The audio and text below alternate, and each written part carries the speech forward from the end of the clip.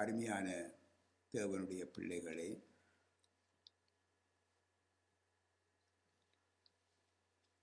தேவனுடைய கிருபையினாலும் வழி நடத்துதலினாலும் நாம் உங்கள் மத்தியிலே பிரசங்கித்து கொண்டு இருக்கிற தேவ தூதுக்களை நீங்கள் நேரடியாகவும் கேட்கிறீர்கள். எத்தனையோ மக்கள் இன்றைக்கு யூடியூப் மூலமும் அவர்கள் வாஞ்சையுடனும் தாகத்துடனும் கேட்டுக்கொண்டு இருக்கிறார்கள். ஆகவே உங்கள் அனைவருக்கும் ஒரு முக்கியமான ஒரு காரியத்தை முதலாவது வெளிப்படுத்த விரும்புகிறேன். நீங்கள் மதம் மாற வேண்டாம், மனம் மாறுங்கள் என்று சொல்லி சிலர் இன்றைக்கு பிரசங்கித்துக் கொண்டிருக்கிறதை நீங்கள் அறிவீர்கள் என்று நான் நம்புகிறேன். மதம் மாற வேண்டாம், நீங்கள் மனம் மாறுங்கள். இது என்ன பிரசங்கமோ நமக்கு விளங்கவில்லை. இது ஜனங்களை ஏமாற்றுகிறதும் வஞ்சிக்கிறதும் ஒரு மயக்கமான ஒரு குழப்பமான நிலையிலேயும் வைத்திருக்கிறதுமான ஒரு செயல் என்று சொல்லித்தான் இன்றைக்கு நாம் கருதுகிறோம். இவ்விதமான பிரசங்கிகளை குறித்து தேவனுடைய பிள்ளைகள் எச்சரிக்கையாக இருக்க வேண்டும். மனம் திரும்புங்கள் என்பதே நம்முடைய கர்த்தர் இயேசு கிறிஸ்துவின் பிரசங்கமாகும். இதைத்தான் இன்றைக்கு அவருடைய சீசர்களாகிய நாம் ஒவ்வொருவரும் நாங்கள் செய்து வருகிறோம் என்பதை நாங்கள் அறிந்து கொள்ள வேண்டும். இதைத்தான் நாம் திட்டமாக தெளிவாகவும் நாங்கள் பிரசங்கித்துக் கொண்டு வருவோம். மனம் திரும்புங்கள், பரலோக ராஜ்யம் சமீபித்திருக்கிறது. அதாவது ஒவ்வொரு மனிதனும் தன்னுடைய பாவ வழிகளில் இருந்தும் உலக வழிகளில் இருந்தும் விலகி, நானே வழி, என்னை பின்பற்றுங்கள் என்ற நம்முடைய ஆண்டவர் இயேசு கிறிஸ்துவின் வழியில் நின்று அவரை பின்பற்றி செல்ல வேண்டும். எனக்கு அருமையானவர்களே, மதம் மனிதனுடைய வழி. ஆகவே ஆண்டவர் இயேசு ஒருவரை அழைக்கும் பொழுது அவன் தன் பாவ வழிகளையும் தன் இந்த உலக மதத்தையும் அவன் விட்டு வெளியேறி இயேசுவை மாத்திரமே பின்பற்றுகிறவர்களாக காணப்பட வேண்டும். ஏன் இந்த உலக அரசியலிலே கூட நாம் இருக்கக்கூடாது. இன்றைக்கு சில பேர் அரசியலையும் வைத்துக் கொண்டிருக்கிறார்கள். அருமையானவர்களே, அது கிறிஸ்துவினுடைய வழியில் அவர்கள் இல்லை.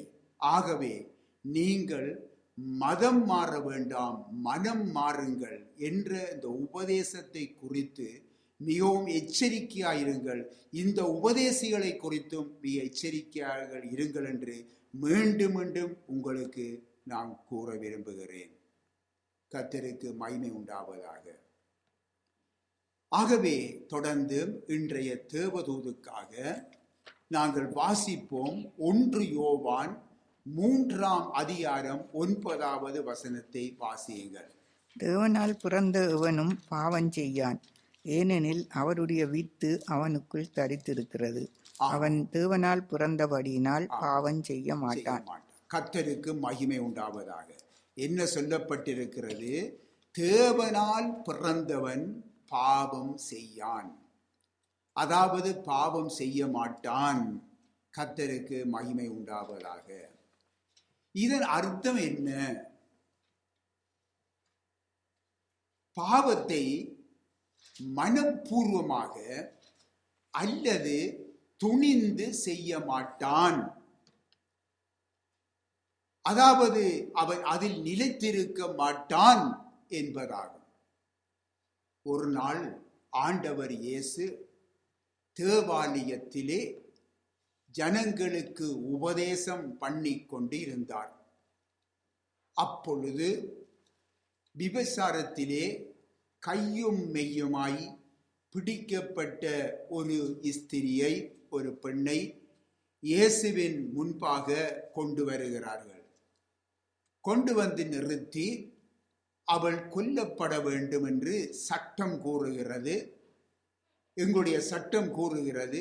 நீர் என்ன சொல்லுகிறீர் என்று சொல்லி ஆண்டவர் இயேசுவிடத்திலே கேட்கிறார்கள். யார்? அந்த காலத்து மத தலைவர்கள். அப்பொழுது ஆண்டவர் இயேசு அவர்களை நோக்கி, உங்களில் பாவம் இல்லாதவர்கள் அவளை நியாயம் தீருங்கள் என்று சொன்ன பொழுது அங்கு நின்ற பெரியோர் முதல் சிறியவர்கள் வரைக்கும் தங்கள் மனச்சாட்சியிலே அவர்கள் குத்தப்பட்டவர்களாக அவர்கள் என்ன செய்கிறார்கள்? ஒவ்வொருவருமே அப்படியே விலகி போய்விட்டாங்க. அப்பொழுது ஆண்டவர் இயேசு அந்த ஸ்திரியை பார்த்து சொல்லுகிறார், மகளே, நானும் உன்னை நியாயம் தீர்க்கிறது, ஆக்கினை தீர்ப்புக்கு உள்ளாக்குறதில்லை.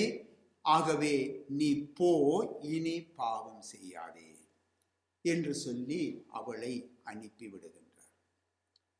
இன்னுமாக வேதத்தில் நாங்கள் பார்க்கிறோம் பாருங்க. 38 வருஷம் வியாதியால் தாக்கப்பட்டு படுத்திருந்த ஒரு திமிர்வாதக்காரனை சுகப்படுத்த ஆண்டவர் இயேசு என்ன செய்கிறார்? அங்கே செல்லுகிறார். அங்கே அவனை பார்த்து, இதோ நீ சுகமடைந்து விட்டாய், அதிக கேடு ஒன்றும் உனக்கு வராதபடி இனி நீ பாவம் செய்யாதே என்று சொல்லுவதை நாங்கள் பார்க்கிறோம். பின்ன யோவான் சுவிசேஷத்திலே 8ஆம் அதிகாரத்திலே 34வது வசனத்திலே, பாவம் செய்கிறவன் பாவத்துக்கு அடிமையாயிருக்கிறான் என்றும் அடிமையானவன் என்றைக்கும் வீட்டிலே நிலைத்திறான் என்றும் கர்த்தர் இயேசு சொல்லுவதை வசனம் 35லும் நீங்கள் காண முடியும். பாவத்துக்கு அடிமையாக இருப்பவனுக்கு நித்திய வீடு அவனுக்கு சொந்தமாய் இராது என்பதை அவர் சுட்டி காட்டுவதை நாங்கள் பார்க்கிறோம். ஆகவேதான் கர்த்தர் இயேசுவின் அந்த பாவ மன்னிப்பை பெற்று விடுதலையை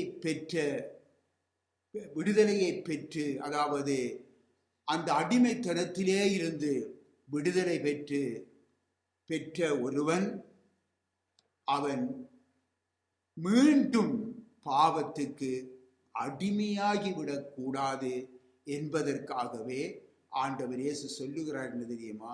நீ போ, இனி பாவம் செய்யாது.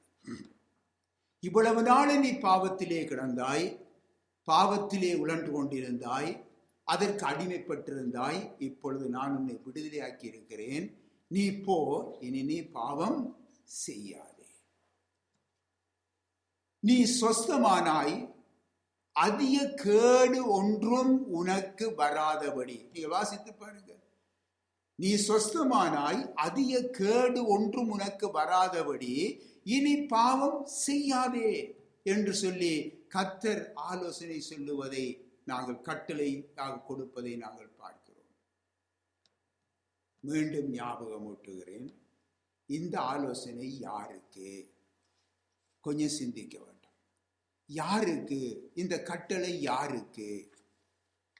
இயேசுவை தங்கள் சொந்த இரட்சகராக விசுவாசித்து பாவ மன்னிப்பை பெற்று மறுபடியும் பிறந்தவர்களுக்கே என்பதை நாம் முதலிலே மனதிலே வைத்துக் கொள்ள வேண்டும். இது வேறு புற மக்களுக்கு அல்ல. அவர் சொல்லுகின்ற இந்த வார்த்தை, இனிமேல் நீ பாவம் செய்யாதே என்று சொல்லுவது விடுதலையாக்கப்பட்ட ஒருவனுக்கு கர்த்தர் கொடுக்கிற கட்டளை. மறுபடியும் பிறந்தவர்கள் பரிசுத்த ஆவியை பெற்றிருப்பதினாலே, பரிசுத்த ஆவியின் அபிஷேகத்தை அவர்கள் பெற்றிருப்பதினாலே அவர்கள் பாவம் செய்ய துணிகரம் கொள்ளும் போது, நன்றாக விளங்கிக் கொள்ளுங்க, பாவம் செய்ய என்று சொல்லி அல்ல, பாவம் செய்ய துணிகரம் கொள்ளும் போது தேவனுடைய குமாரனை காலின் கீழ் மிதித்து தன்னை பரிசுத்தம் செய்த உடன்படிக்கையின் இரத்தத்தை அசுத்தம் என்று எண்ணி கிருபையின் ஆவியை நிந்திக்கிறபடியினாலே கொடிதான ஆக்கினைக்கு பாத்திரமாயிருக்கிறார்கள் என்பதை அறிந்து கொள்ள வேண்டும் என்று எபிரேயர் 10ஆம் அதிகாரத்திலே 20வது வசனத்திலே அங்கே சுட்டி காட்டப்பட்டிருக்கிறது. பிரியமான பிள்ளைகளே, நம்முடைய ஆண்டவர் தம்முடைய பிள்ளைகளின் பாவங்களை மன்னித்து பின் அவர்கள் மறுபடியும் பாவம் செய்யும்படி அனுப்புகிறவர் அல்ல. புரிந்து கொள்ளுங்க. இயேசு தரும் அந்த பாவ மன்னிப்பை சில பிள்ளைகள் என்ன செய்கிறார்கள்? பாவம் செய்ய தேவன் தரும் ஒரு லைசன்ஸாக அந்த பாவ மன்னிப்பை மீண்டுமாக தேவன் தந்த ஒரு லைசன்ஸாக என்ன செய்கிறார்கள்? அதை நினைக்கிறார்கள். அது துணிகரம். அதை நாங்கள் விளையாட்டாக எண்ணிவிடக்கூடாது. அருமையானவர்களே, நன்றாக புரிந்து கொள்ளுங்க. சாக்கு போக்கு சொல்லி தப்பிவிடலாம் என்று சொல்லி இன்றைக்கு அப்படிப்பட்டவர்கள் நினைக்கிறார்கள். இல்லை, இல்லை அருமையானவர்களே, பயங்கரமான ஒரு சாபத்தை கொண்டு வரும். சாபம் சந்ததி சந்ததியாக பற்றி பிடிக்கும் தன்மை உடையது. ஆகவேதான் இந்த 38 வருஷம் வியாதி படுக்கையிலே இருந்து கர்த்தர் இயேசு கிறிஸ்துவினுடைய விடுதலையை பெற்றவனை நோக்கி ஆண்டவர் சொல்லுகிறார், இதோ நீ சொஸ்தமானாய், அதிக கேடு ஒன்றும் உனக்கு வராதபடிக்கு இனி பாவம் செய்யாதே என்று கட்டளை கொடுத்து அனுப்புகிறார். எனக்கு அருமையானவர்களே, இப்பொழுது வாசிப்போம் ஒரு விசை. மத்தேயு சுவிசேஷம் 12ஆம் அதிகாரம் 45வது வசனத்தை தயவு செய்து வாசி. திரும்பி போய் தன்னிலும் பொல்லாத வேறு 7 ஆவிகளை தன்னோடே கூட்டிக் கொண்டு வந்து உட்புகுந்து அங்கே குடியிருக்கும். அப்பொழுது அந்த மனுஷனுடைய முன்னிலைமையிலும் அவன் பின்னிலைமை அதிக கேடுள்ளதாயிருக்கும் என்றார். ஆமென். கர்த்தருக்கு மகிமை உண்டாவதாக. ஆம், இந்த வசனத்தை நீங்கள் பார்க்கும் பொழுது இந்த உண்மை இன்னும் தெளிவாகிறது. எப்படி தெரியுமா? இப்படி துணிகரமாக பாவத்தை செய்கிறவர்கள், அவர்களை அந்த காரியத்தை குறித்து பார்க்கும் பொழுது பாருங்கள், ஒரு தீய ஆவியானது ஒருவனை விட்டு புறப்பட்டு போனபின் அவன் விழிப்பாக தன் உள்ளத்தை அவன் காத்து கொள்ளாவிட்டால் அது தன்னிலும் பொல்லாத 7 ஆவிகளை தன்னோடு அழைத்து வந்து அவனிலே புகுந்து குடியிருக்கும். அப்பொழுது அவன் பின்னிலைமை அவனுடைய முன் நிலைமையை விட அதிக கேடுள்ளதாயிருக்கும் என்று எச்சரிக்கப்படுகிறோம். அருமையானவர்களே, இன்றைக்கு தேவனுடைய பிள்ளைகள் சிலர் இன்றைக்கு விளையாட்டாக எண்ணுகிறார்கள். துணிகரம் கொண்டு பாவத்தை செய்கிறார்கள். இது பாவம் என்று தெரிந்தும் என்ன செய்கிறார்கள்? அவர்கள் இந்த பாவத்தை செய்கிறார்கள். இன்றைக்கு நாம் பல கண் முன்னாகவே நாங்கள் எத்தனையோ மக்களை இவ்விதமாக கண்டு கொண்டிருக்கிறோம். இன்றைக்கு கண்ணீர் வடித்துக் கொண்டிருக்கின்றார்கள். துணிகரமாக செய்தார்கள். அவர்களுடைய பாஸ்டர்கள் கூட சொல்லி இருக்கிறார், வேண்டாம் வேண்டாம், இது வேண்டாம், சரியில்லை என்று சொல்லியும் அதையும் மீறி அவர்கள் செய்தார். இன்றைக்கு கண்ணீர் வடிக்கிறார்கள். இன்றைக்கு அவருடைய குடும்பங்கள் சீரழிந்து போய் கிடக்கிறதை நாங்கள் நேரடியாக கண்டு கொண்டிருக்கிறோம். அருமையானவர்கள், எசேக்கியேல் 16ஆம் அதிகாரத்திலே 3 தொடக்கம் 14 வரைக்கும், 35ஆம் அதிகாரத்திலே 35 தொடர்ந்து 35வது வசனம் தொடக்கம் 42வது வசனம் வரைக்கும் நீங்க அந்த வேத பகுதியிலே எசேக்கியேல் 16ஆம் அதிகாரம் 16ஆம் அதிகாரம் 3:14, 35, 42களை நீங்க வாசித்து பாருங்க. நிச்சயம் நீங்கள் அந்த வாசித்து ஆழமாய் தியானித்து பாருங்க. அங்கே சொல்லப்பட்டிருக்கிறேன், உங்களுக்கு சுருக்கமாக சொல்லுகிறேன். அங்கே இஸ்ரவேல் என்னும் கன்னிகை, அந்த இஸ்ரவேல் என்னும் கன்னிகையை தேவன் என்ன செய்கிறார்? தமக்கென்று தெரிந்து கொண்டார். அவளுடைய பரிதாப நிலையிலிருந்து அவளை மீட்டெடுத்து அந்த இரட்சிப்பின் ஆடையை அவளுக்கு உடுத்தினார் என்று பார்க்கிறோம். அவளோ தேவனுக்கு துரோகம் பண்ணி பின்வாங்கி போனால், நரகலான விக்கிரகங்களுக்கு தன்னை அர்ப்பணித்து அருவருப்பான காரியத்தை அங்கே நடப்பித்தாள் என்று அங்கே எழுதப்பட்டிருக்கிறது. அதன் மூலமாக தேவனுக்கு கோபமூட்டினாள் என்று சொல்லி பார்க்கிறோம்.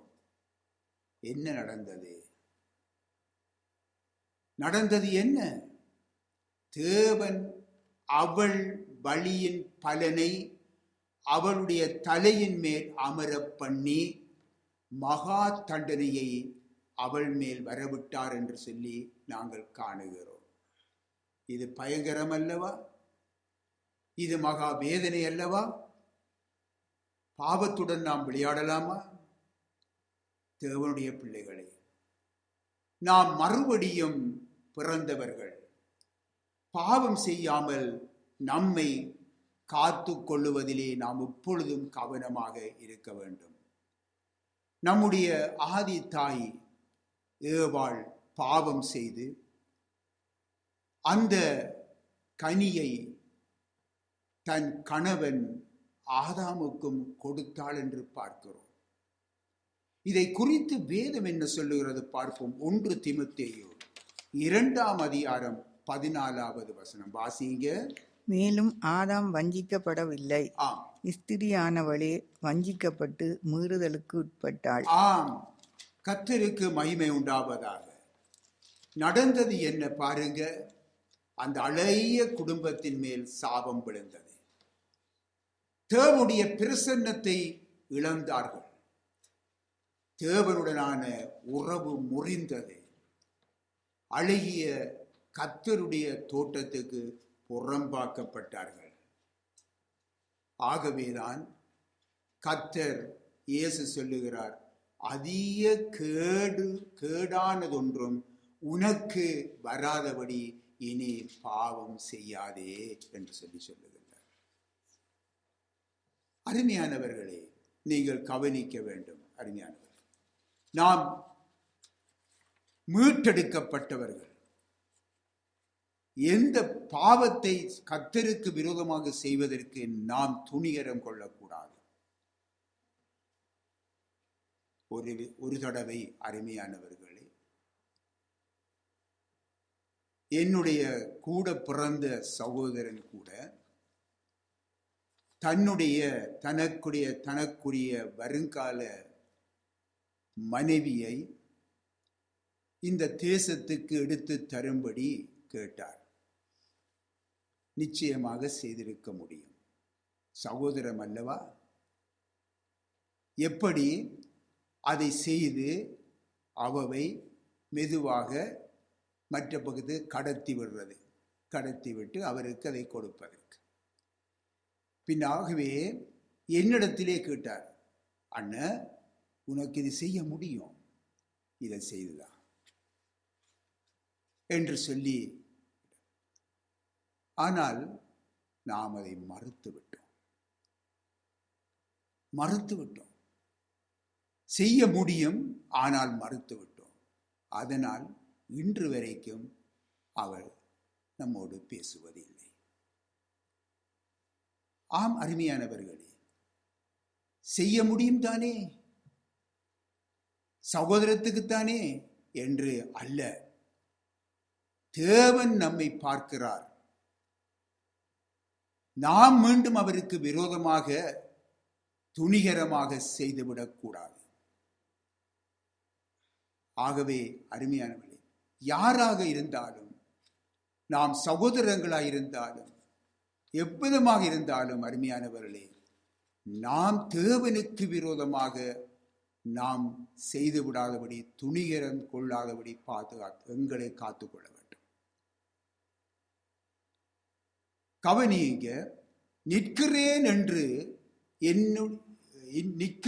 என்று எண்ணுகிறவன், வேதத்திலே நாங்கள் பார்க்கிறோம், நிற்கிறேன் என்று எண்ணுகிறவன் விழாதபடி எச்சரிக்கையாய் இருக்க கடவன்.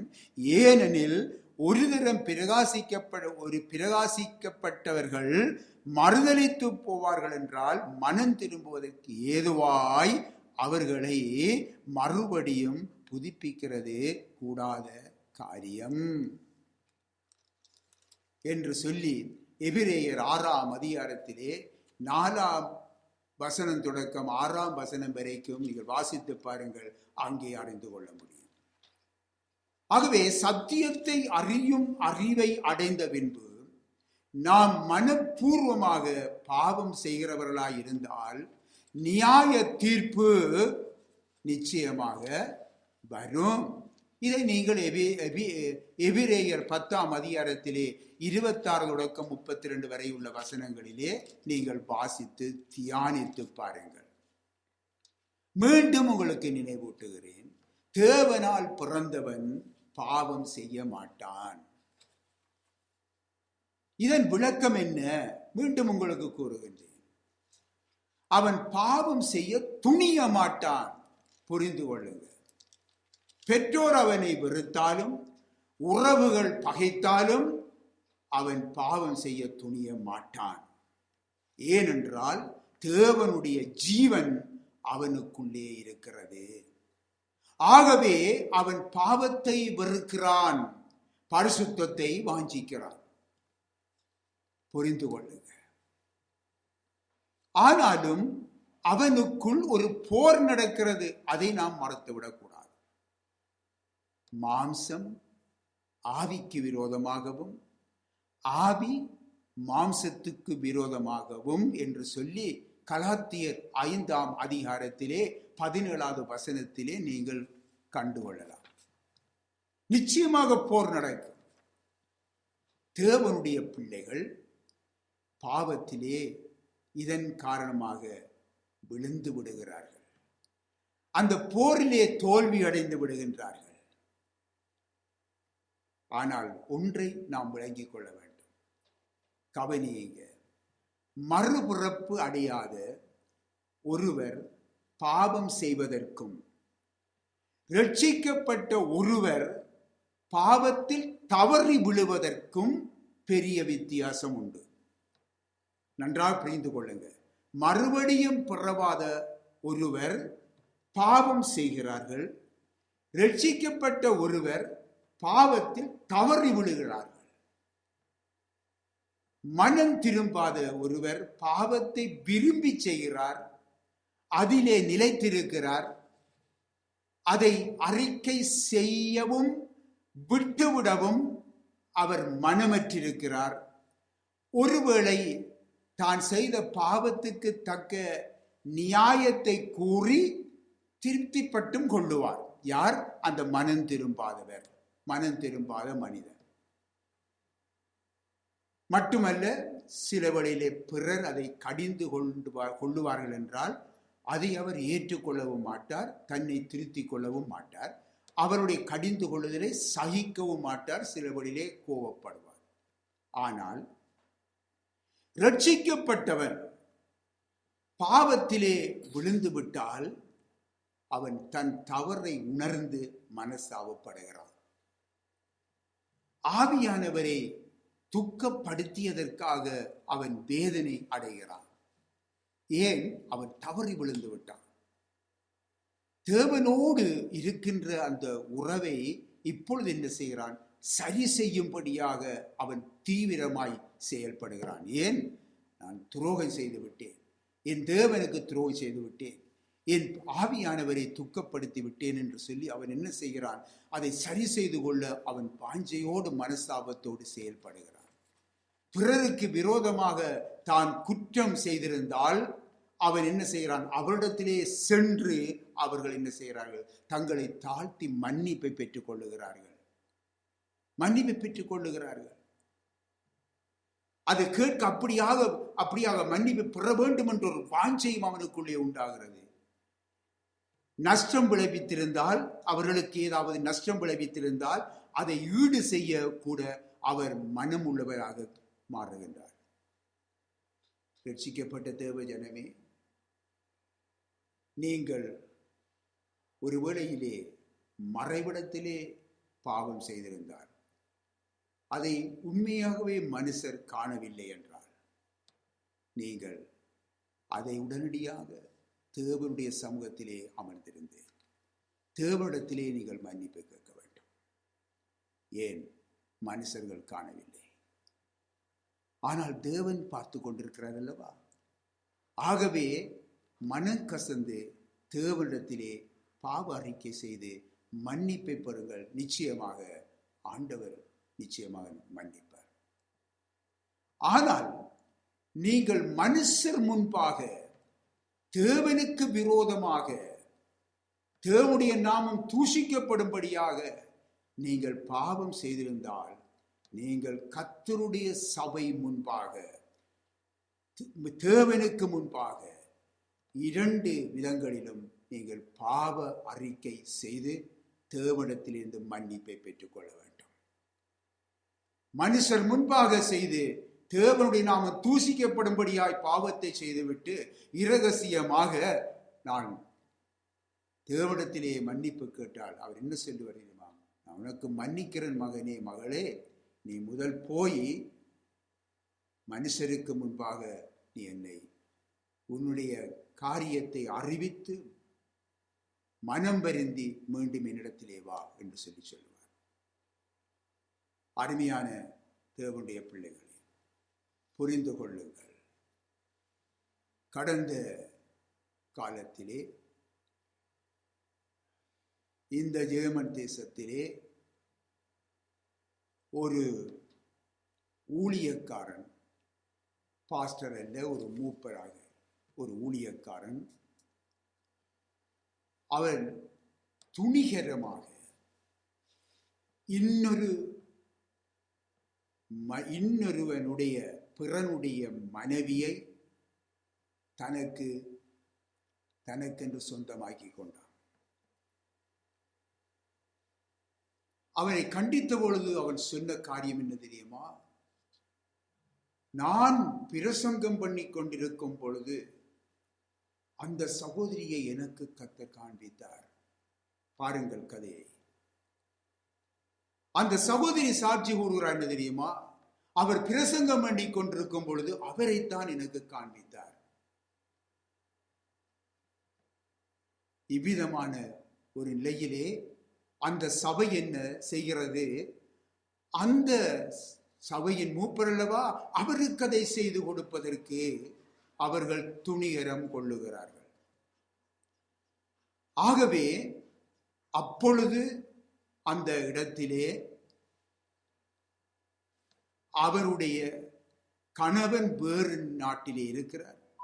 அவர் உடனடியாக அறிவிக்கிறார், நான் என்னுடைய மனைவி, நீங்கள் இந்த காரியங்களை செய்ய வேண்டாம் என்று சொல்லி.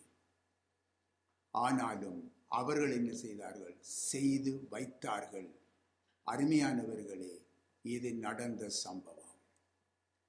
அப்பொழுது நான் அந்த மனிதனுக்கு அறிவித்தேன், நீ செய்தது சரியான பாவம்,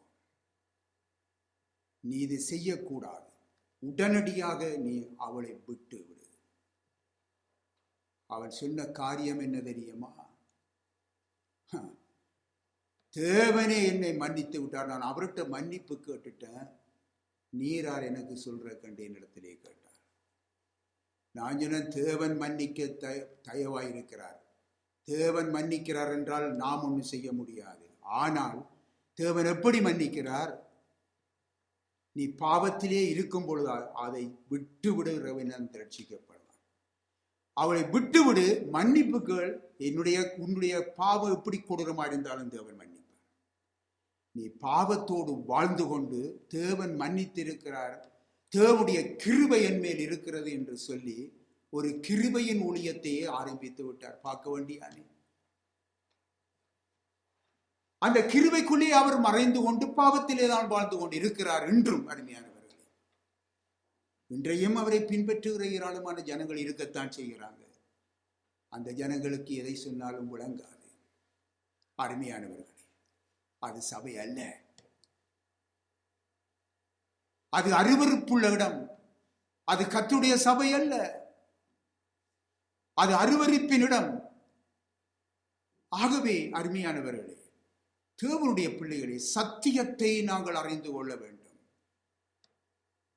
தேவனுக்கு விரோதமாக நாங்கள் பாவம் செய்யக்கூடாது. அது துணிகரம். இப்போ சொன்ன காரியம் துணிகரம். ஆனால் தவறி விழுவது என்பது அது வேறு. விழுந்து விட்டேனா? ஆமாம், அதான் நான் உங்களுக்கு சொன்னேன். அதாவது பாவம் மன்னிக்கப்படாத இந்த உலகத்தால் செய்வது பாவம். ஆனால் ரட்சிக்கப்பட்ட ஒரு பிள்ளை தவறி விழுகிறான். துணிகரம் கொள்ளக்கூடாது. ஆம் அருமையானவர்களே, நீங்கள் மனுஷனுக்கு முன்பாக தேவனுக்கு விரோதமாக இந்த பாவத்தை செய்திருந்தால் அவன் கர்த்தருடைய சபையிலே வந்து அவன் மன்னிப்பு கேட்க வேண்டும். அந்த பாவத்தை விட்டு விடுகிறேன் என்று சொல்லி அறிக்கை பண்ண வேண்டும். அவ்விதமான ஒரு ஊழியக்காரன் அப்படி செய்து விட்டானா அவனுக்கு நிச்சயம் மன்னிப்பு உண்டு. யாரா இருந்தாலும் தேவன் மன்னிப்பார்.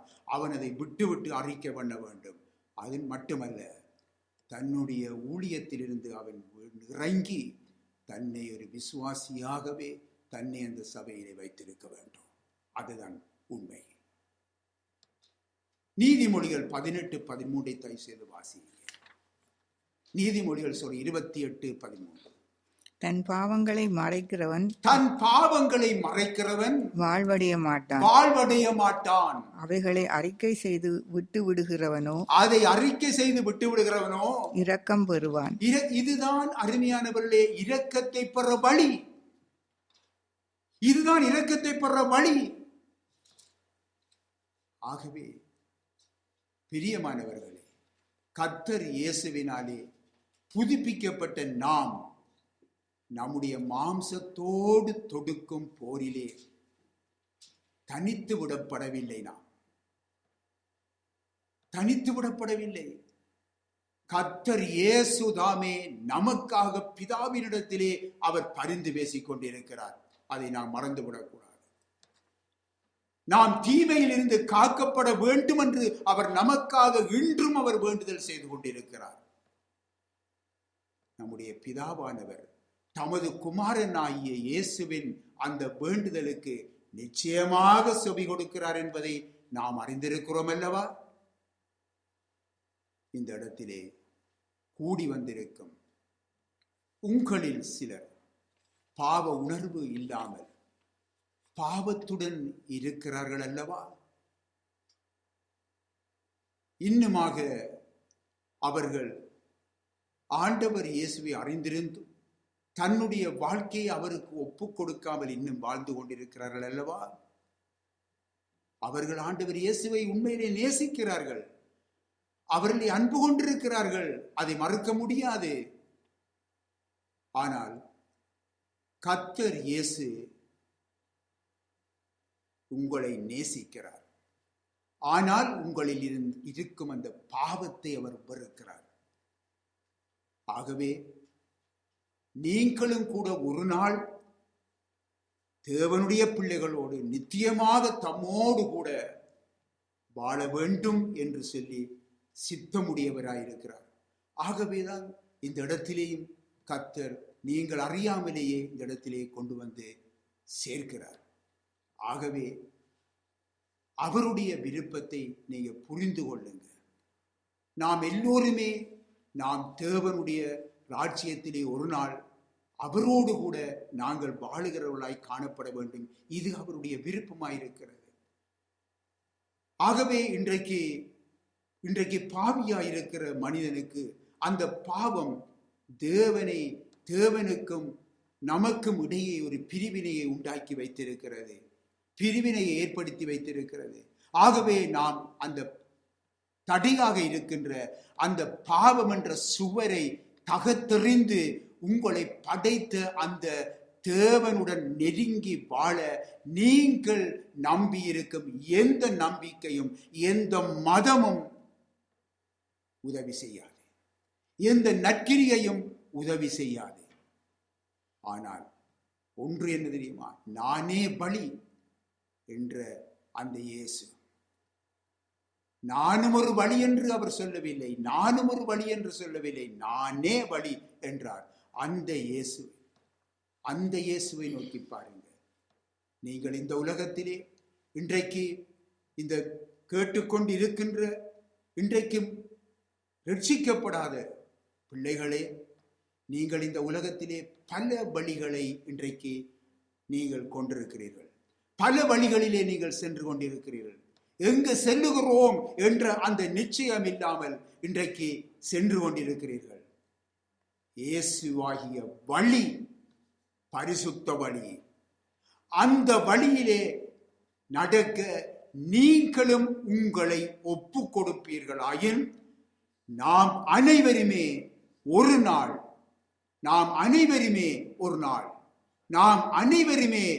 நாள் இயேசுவோடு கூட நாங்கள் ஒரு பேரின்ப வாழ்வை வாழுவோம். அருமையானவர்களே, இந்த சந்தோஷமான செய்தியை இன்றைய நாளிலே உங்களுக்கும் நாங்கள் தந்துதவுகிறோம். ஆமென். கர்த்தருக்கு மகிமை உண்டாவதாக.